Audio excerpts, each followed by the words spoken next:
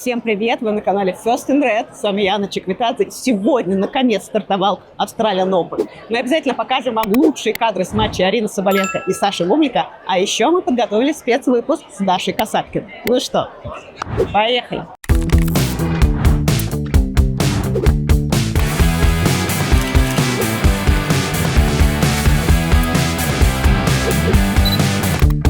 Всем привет! Вы на канале First in Red. Сегодня у нас особенная гостья Даша Касаткина. Ну что, ты уже полноценная австралийка? Да. Как ощущения? Ощущения на самом деле интересные. Необычно, но мне нравится. То есть все равно чувствуешь, что какая-то новая глава в жизни. На самом деле чувствуется разница. Я не знаю, в чем, чисто в каком-то таком самочувствии, но что-то поменялось на самом деле. Но прикольно. И в какой-то степени такой груз упал с плеч, потому что был такой год.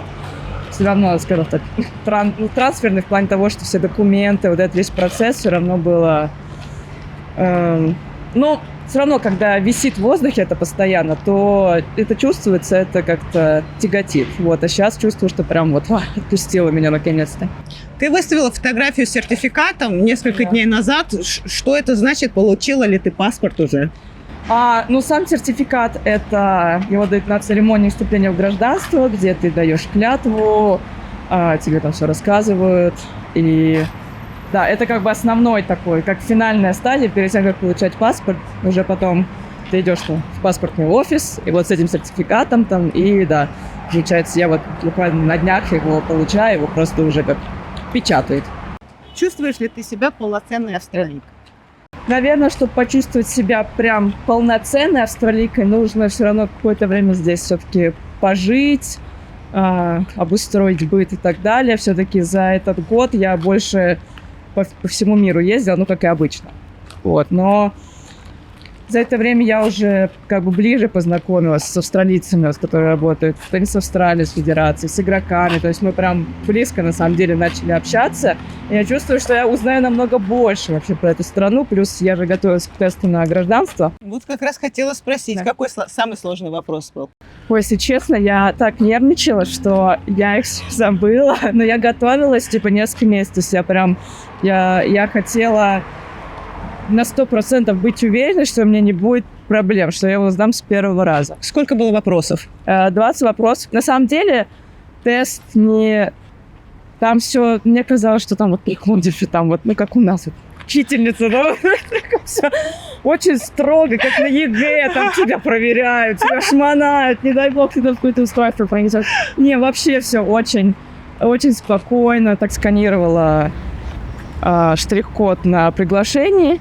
Мне дали талончик, и все, я пошла, там все интервью, которое с человеком, оно было буквально там пару минут, он проверил документы, а потом или на компьютере, или на планшете тебе дают 20 вопросов, и ты на них отвечаешь.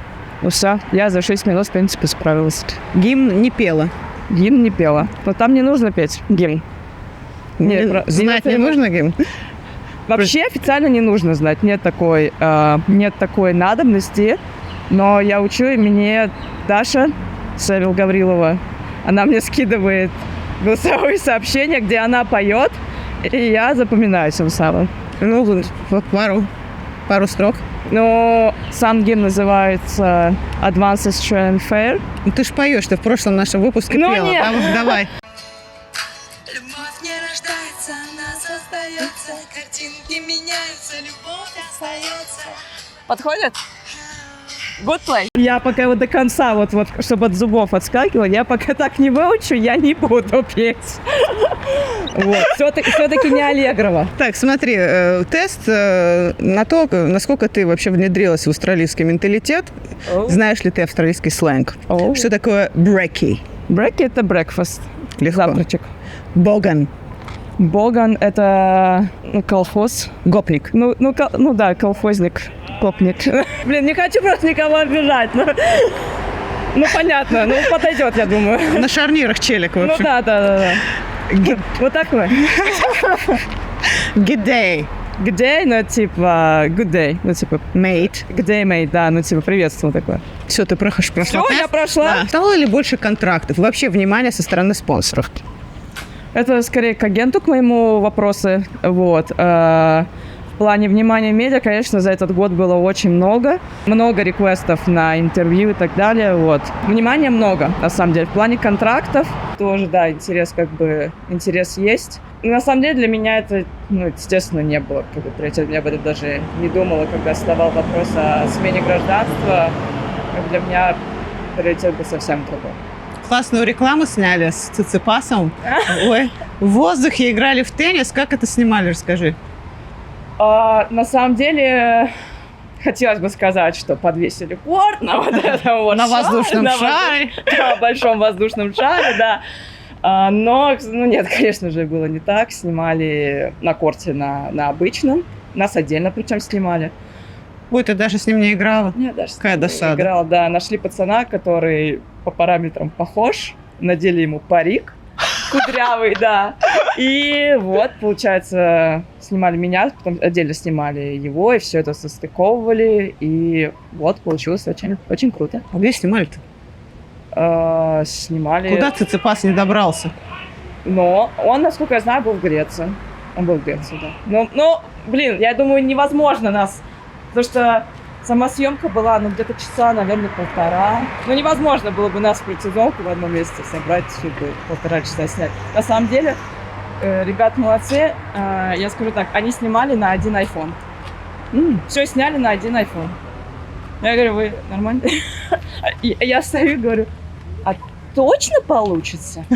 Прямо уверена. И как получилось-то? Ребят, если не видели, обязательно посмотрите. Да, не, очень прикольно. То есть Нет, у меня не было сомнений, что получится классно, но когда увидела, я такая, типа, да, прикольно. Прикольно, на самом деле. Плюс еще иногда бывает, когда искусственный интеллект все равно очень видно, что это монтаж и так далее. А тут, понятно, видно, но многие все равно спрашивают, is that real?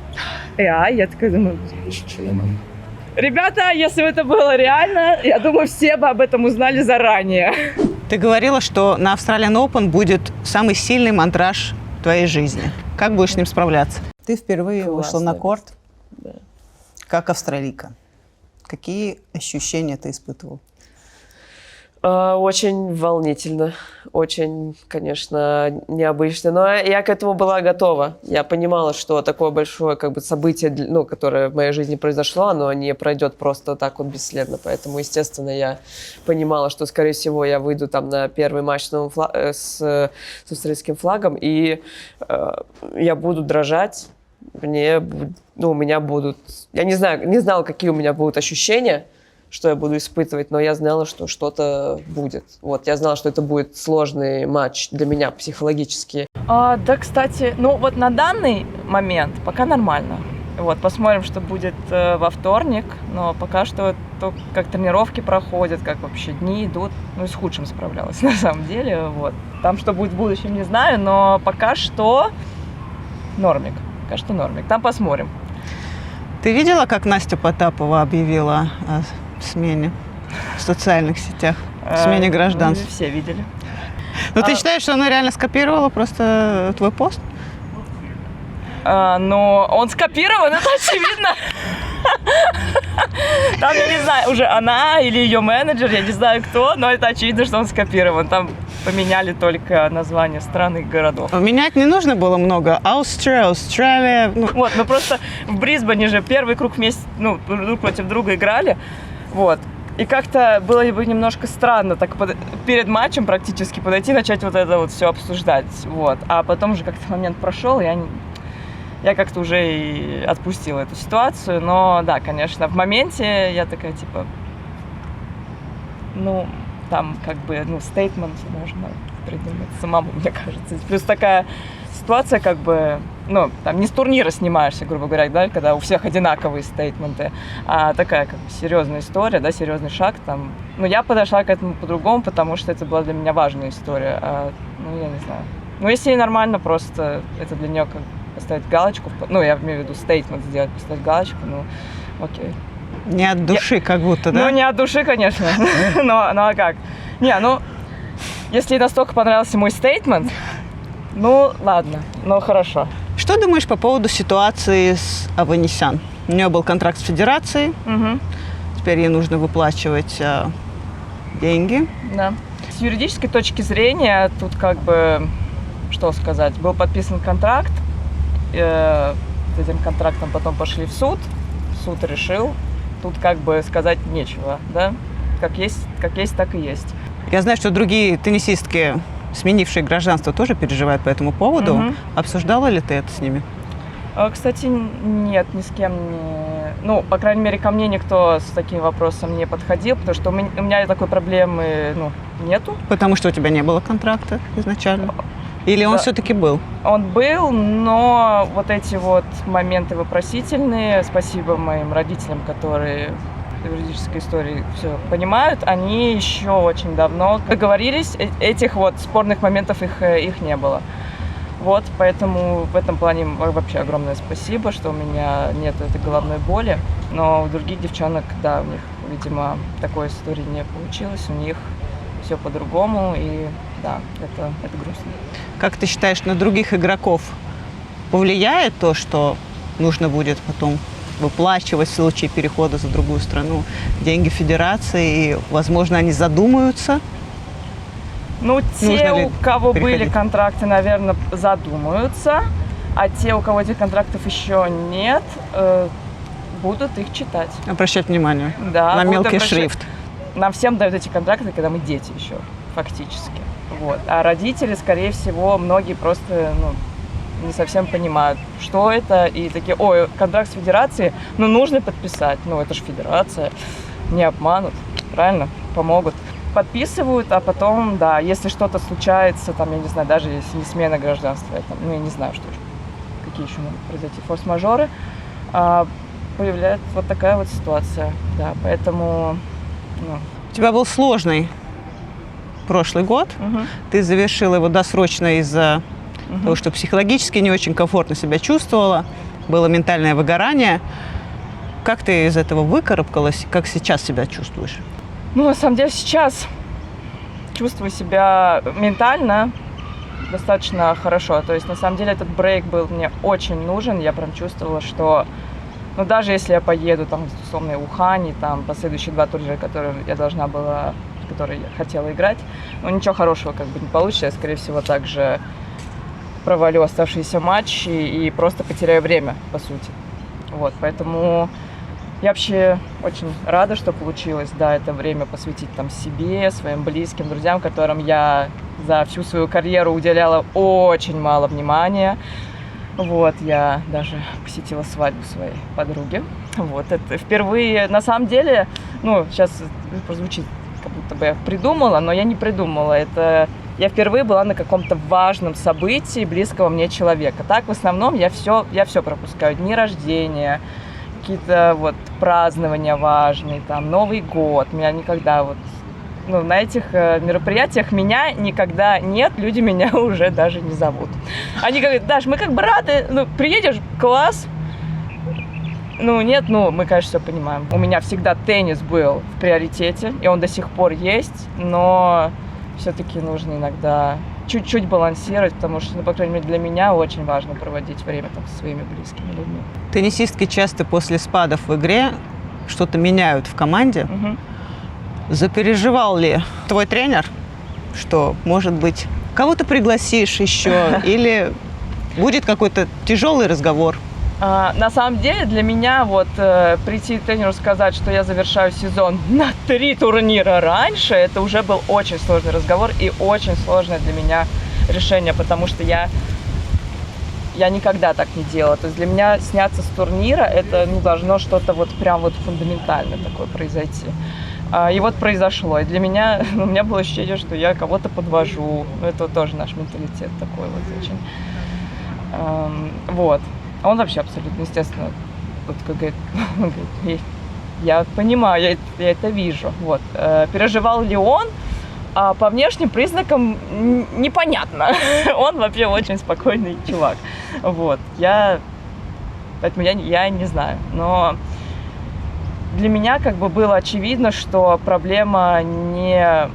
то, что со мной происходит, это идет не из-за того, что у меня в команде какие-то проблемы. Это чисто мои какие-то такие фундаментальные, чисто психологические, ментальные вещи. Что именно это было? Просто усталость психологическое?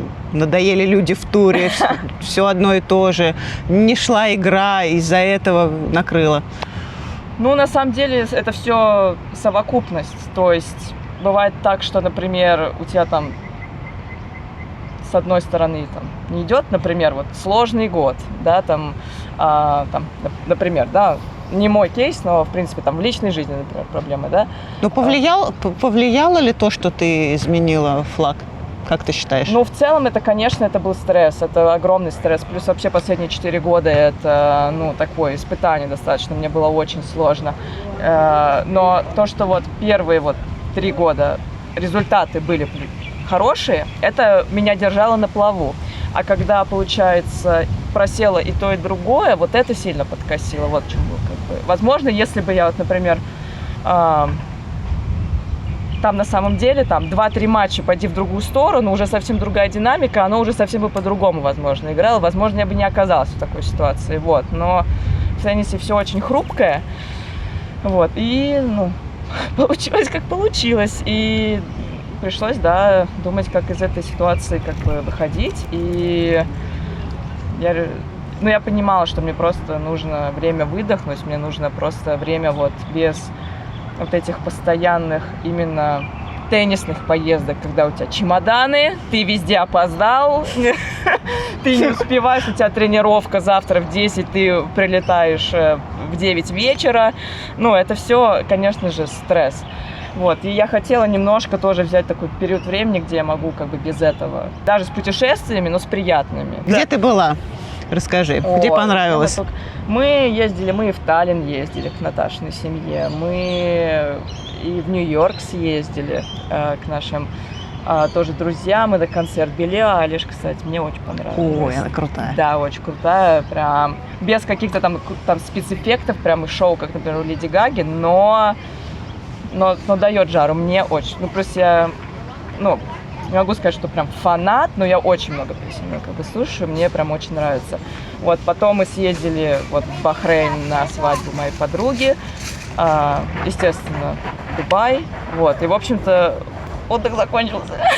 Когда его вот так вот чикаешь на много кусочков, он тоже очень быстро пролетает.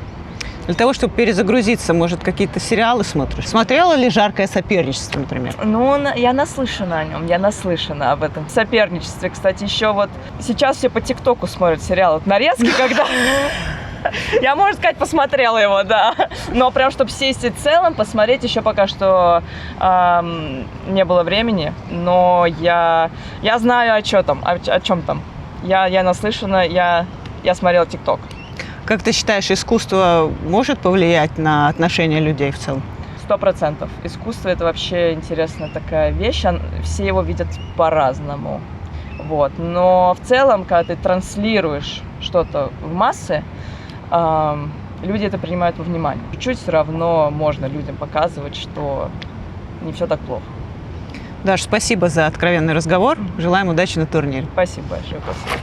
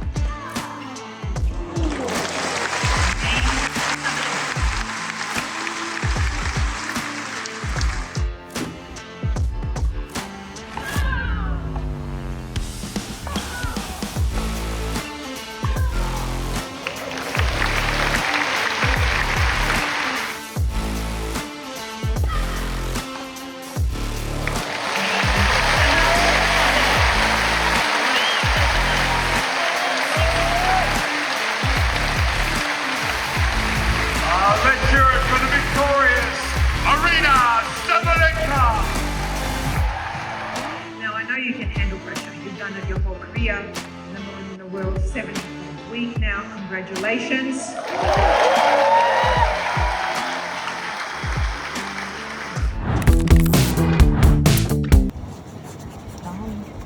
Смотри, вот 50 тысяч. Из души в душу. Из души душевно в душу. Мерси. Мы подготовили блиц-опрос для австралийки Дарьи Касаткиной. Даш, какой факт об Австралии верный? Готова? Погнали. Здесь самая длинная прямая дорога в мире. Нет гор, нет рек, всегда плюс 30 градусов. Тут не всегда. Плюс 30 градусов, Так. точно. Тут есть горы и реки, это точно. Так. Ну, значит, самая прямая дорога в мире. Бинго. Кто из этих игроков является рекордсменом по титулам Australian Open? Австралиан Мужчины. Джокович. Конечно, все, бинго. Дальше. Какое покрытие было Australian Open до харда? Трава. Вообще, я даже не буду перечислять эти вариантики.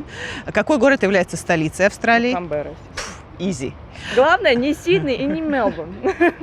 На каком океане стоит Австралия? Атлантический, Индийский, Тихий Индийский. и... Еще Тут раз. с подвохом вопрос. Я уже поняла. Я уже поняла. Путь тихий. Что из этого правда об Австралии? Больше кенгуру, чем людей здесь. Нет пустынь. Все города на побережье. Не бывает снега. Я думаю, первая. С кенгуру. Точно. Да, потому что снег я один раз... Я думала, кстати, что в Австралии не бывает снега. Потом я видела видео, где в Австралии был снег. И такая, вау. Ну и все остальное, естественно. Кенгуру ты видела хоть? Кенгуру, да, конечно. Тут же можно в заповедник поехать, их прям вот с ними валяться, их трогать и кормить. Я видела, ты вомбода на руках качала. Вомбат это моя любимая вообще зверушка местная. Это прям мой, этот, как это, spiritual animal. Больше, чем коала даже? Ну да. М. Он такой сырненький, такой у него пятачок, вот он такой, они все вырывают вот эти вот ямы и там спрячутся, сладкий вообще. Но могут укусить, правда. Я одно видео видела просто. На хайкинг ходила какая-то женщина, и у нее вот эти палки для ходьбы, и она остановилась, и пошел маленький вомбат и начал попой тереться вот так вот об эту палку. Я просто... Заведешь себя, может? Ну, я боюсь, что нельзя. Двигаемся дальше. Как называют австралийцев в разговорной речи? Мейт? Ози? Ози, Ози, Ози. Окей. Я говорю Ози, Ози, Ози. Ой, ой, ой! Вот. Все знает. Последний вопрос. Какой уникальный элемент впервые появился именно на Australian Open, а потом стал стандартом? Хоккай, ночные матчи, раздвижные крыши, тайбрейк в финальном сете. Раздвижные крыши. Да просто она Да. сделала нас Потому всех. что я застала моменты, когда были еще не везде раздвижные крыши. И я помню, что да, Австралия первая, вот я помню, где даже когда был дождь, все равно играли. На Уимблдоне все сидели, на Гароте все сидели, на US Open посиживали. Так что да, вот такая вот Австралия. Ну, последний вопрос. Твой Ну-ка. любимый турнир Большого шлема? Австралия Open.